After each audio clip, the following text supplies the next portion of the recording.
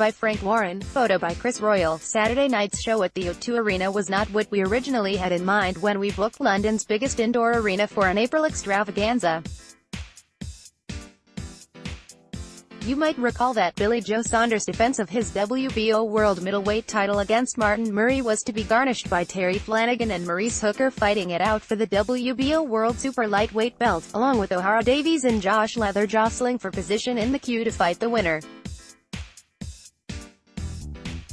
We also had Daryl Williams set to defend his English super middleweight title against Lennox Clark and Rosa Hamza against Lewis Pettit in a fascinating battle between youth and experience.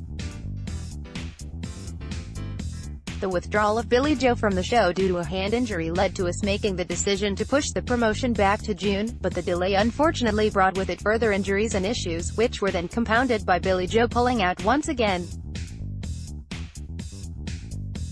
Given all the misfortune, all logic would suggest cancellation being the most appropriate course of action, especially in the midst of a World Cup, but our overriding priority was to remain true to the fighters who all prepared long and hard, as well as the fans who retained their tickets.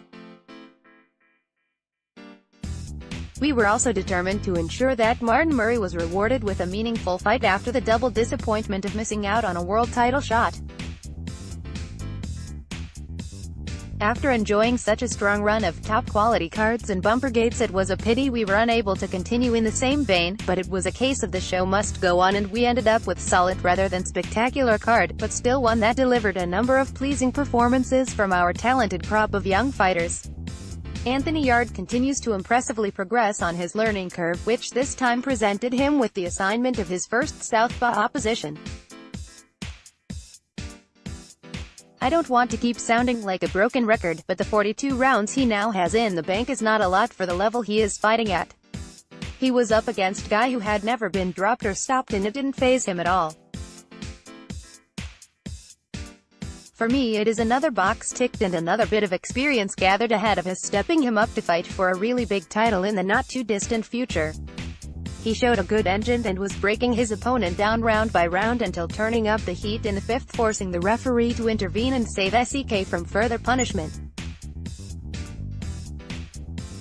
Daniel Dubois also gets top marks for the manner he went about countering the threat posed by Tom Little.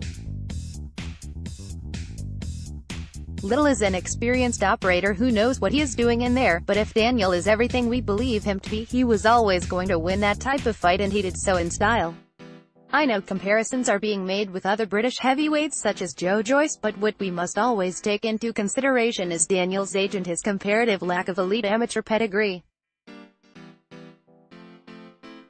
I still believe Daniel is right up there already though, and what impresses me is how calm and composed he always remains. Tom did what you would hope an opponent will do in trying to get under his skin and wind him up a bit, but apart from getting up in his face before the fight, he was never really going to bite. His punches speak for themselves, and credit to Tom for getting up off the floor after that body punch, which was a sickening thud.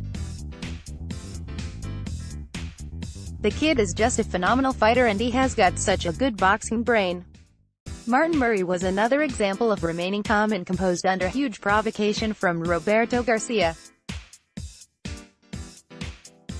Martin dominated the fight intelligently and has now worked himself into a strong position and is a middleweight contender probably not too many people were expecting to emerge again.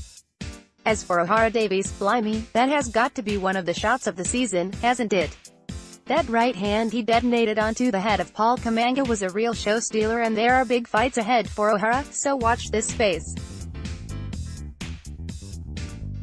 Box Nation subscription is £12 per month plus £8 registration fee for Sky TV, €15 per month plus €10 registration fee for ROI Sky TV customers.